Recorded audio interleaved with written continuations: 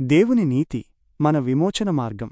ప్రియమైన సహోదర సహోదరీలారా, ఈ ఉదయం మనం మన విశ్వాసానికి పునాది అయిన ఒక అత్యంత కీలకమైన సత్యాన్ని ధ్యానించబోతున్నాం. అపొస్తలుడైన పౌలు దేవుని అద్భుతమైన నీతిని, అది మనకు ఎలా ఆపాదించబడిందో, దాని ద్వారా మనం ఎలా నీతిమంతులుగా తీర్చబడ్డామో స్పష్టంగా వివరిస్తాడు. అప్పటి యూదులు అన్యులు ఎదుర్కొన్న సమస్యలు నేటికీ మన సమాజంలో, మన వ్యక్తిగత జీవితాల్లో ఎలా ప్రతిధ్వనిస్తున్నాయో చూద్దాం. నీతి ఆరోపింపబడింది, నీతిమంతులుగా తీర్చబడతారు. మొదటగా దేవుని నీతి మనకు ఎలా అందుబాటులోకి వచ్చిందో పౌలు ఒక గొప్ప సత్యాన్ని ప్రకటిస్తాడు. ధర్మశాస్త్ర క్రియల ద్వారా కాదు, దేవుని స్వంత మార్గంలో మనకు నీతి లభిస్తుంది. ధర్మశాస్త్రం మన పాపాన్ని చూపించిందే తప్ప మనలను నీతిమంతులుగా మార్చలేకపోయింది. ఈ నీతి డైకయోసిన్, దికెహిష్నిషా అనే గ్రీకు పదంతో సూచించబడుతుంది. దీని అర్థం సరైన స్థితి, న్యాయబద్ధత లేదా దేవుని ముందు నిలబడే అర్హత. మరియు మనం దేవుని కృపచేత ఉచితముగా నీతిమంతులుగా తీర్చబడుతున్నామని పౌలంటాడు. ఇక్కడ నీతిమంతులుగా తీర్చబడడం అనేది దికెయో అనే గ్రీకు పదం నుండి వచ్చింది. దీని అర్థం నిర్దోషిగా ప్రకటించడం లేదా న్యాయబద్ధంగా మార్చడం. మనకు మన క్రియల ద్వారా ఈ నీతిని సంపాదించుకునే అర్హత లేదు. ఇది దేవుని ఉచితమైన బహుమానం. ఇది కేవలం యేసుక్రీస్తులో ఉన్న విశ్వాసం ద్వారానే లభిస్తుంది. నీతి యొక్క వర్ణన విశ్వాసం ద్వారానే.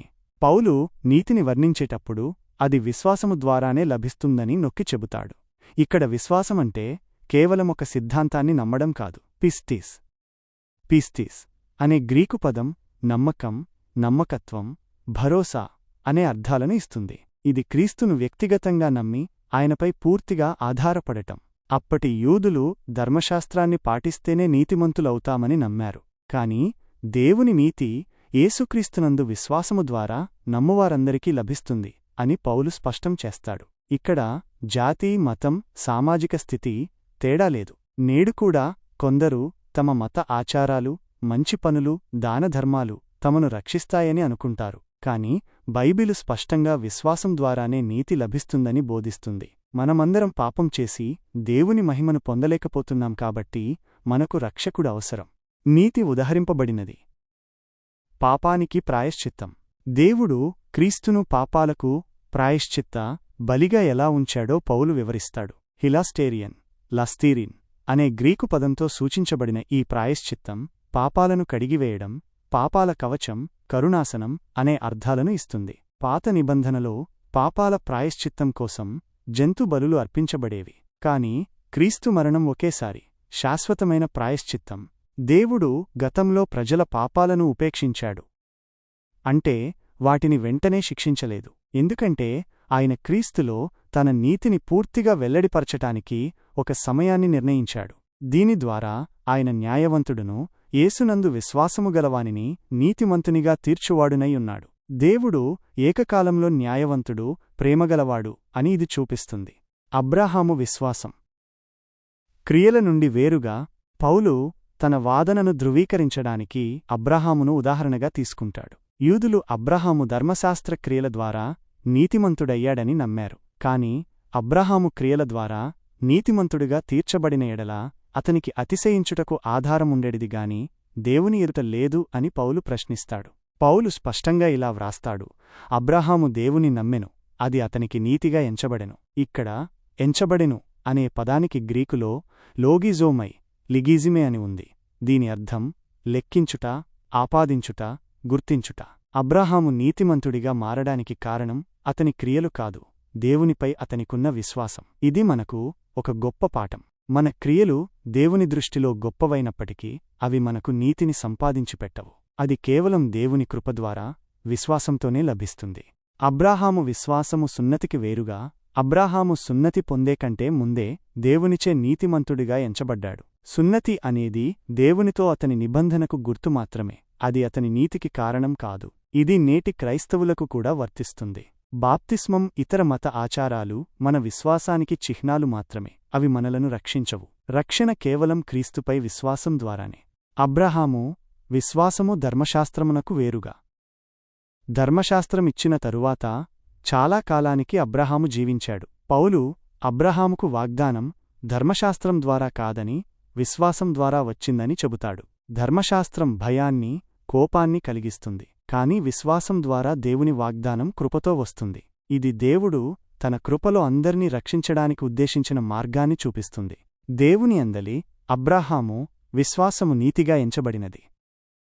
అబ్రాహాము వృద్ధాప్యంలో శారీరకంగా బలహీనంగా ఉన్నప్పటికీ దేవుని వాగ్దానాన్ని నమ్మాడు. అతని విశ్వాసం బలహీనపడలేదు. అతడు విశ్వాసమందు బలపరచబడి దేవునికి మహిమను చెల్లించెను. ఇది మనకు ఆదర్శప్రాయం. మన పరిస్థితులు ఎంత నిరుత్సాహపరిచినప్పటికీ దేవుని శక్తిని, ఆయన వాగ్దానాలను మనం నమ్మాలి. నీతి యొక్క ప్రయోజనాలు. నీతి ద్వారా మనకు లభించే అద్భుతమైన ప్రయోజనాలను పౌలు వివరిస్తాడు. సమాధానం. విశ్వాసము ద్వారా మనము నీతిమంతులుగా తీర్చబడితిమి గనుక మన ప్రభువైన యేసుక్రీస్తు ద్వారా దేవునితో సమాధానము కలిగియున్నాము. పాపం దేవునికి మనకు మధ్య విడిపోవడానికి కారణమైంది. కాని క్రీస్తు ద్వారా మనం దేవునితో సమాధానపడ్డాం. ఈ ఏరేనే వరింష అనే గ్రీకు పదానికి శాంతి, ఐక్యత, సౌభాగ్యం అనే అర్థాలు ఉన్నాయి. ఇది కేవలం యుద్ధం లేకపోవడం కాదు, దేవునితో సరైన సంబంధంలో ఉండటం ద్వారా లభించే సంపూర్ణ శ్రేయస్సు. కృపలో ప్రవేశం.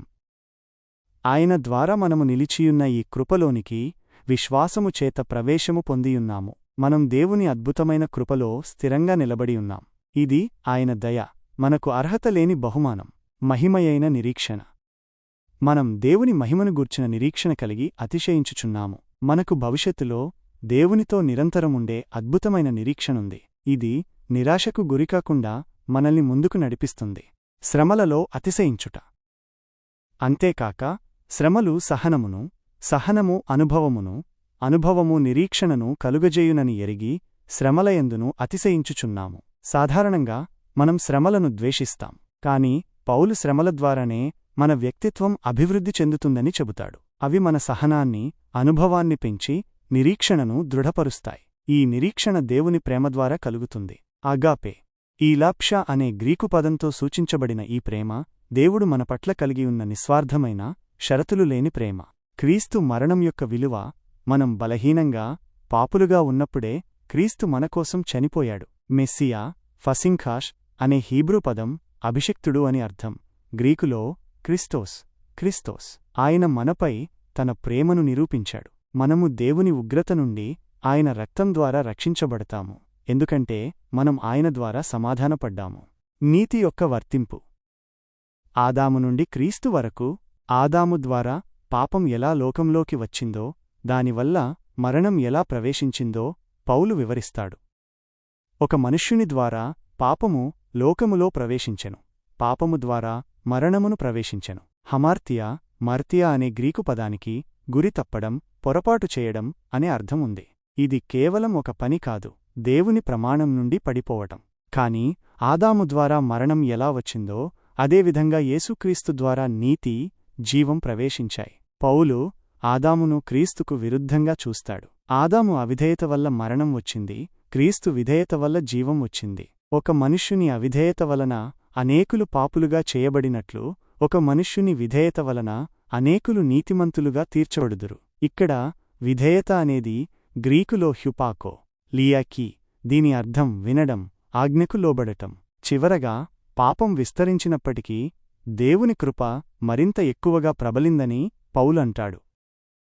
పాపము హెచ్చుగానున్న చోట కృప మరింత హెచ్చుగానుండెను. ఇది ఎంత అద్భుతమైన సత్యం! పాపాలు ఎంత పెరిగినా దేవుని కృప వాటిని అధిగమించి మనకు శాశ్వతమైన జీవాన్ని అందిస్తుంది. ప్రియమైన బిడ్డలారా, ఈ సత్యాలు మనకొక స్పష్టమైన సందేశాన్నిస్తాయి. మనకు నీతి లభించేది మన క్రియల ద్వారా కాదు, యేసుక్రీస్తుపై విశ్వాసం ద్వారానే. ఈ నీతి దేవుని ఉచిత బహుమానం. ఇది మన పాపాలను క్షమించి దేవునితో సమాధానాన్ని, నిరీక్షణను, నిత్యజీవాన్ని ఇస్తుంది. ఈ సత్యాన్ని మనం గ్రహించినప్పుడు మన జీవితాలు మారిపోతాయి. మనం ధైర్యంతో జీవిస్తాం, ఎందుకంటే మనకు దేవుని కృపపై ఆధారపడి ఉంది, మన స్వంత సామర్థ్యాలపై కాదు. ఈ వాక్యాలు మన హృదయాల్లో నాటబడి మనం దేవుని అద్భుతమైన నీతిని ఆస్వాదిస్తూ ఆయన మహిమ కోసం జీవించేలా సహాయం చేయుగాక. ఆమేన్.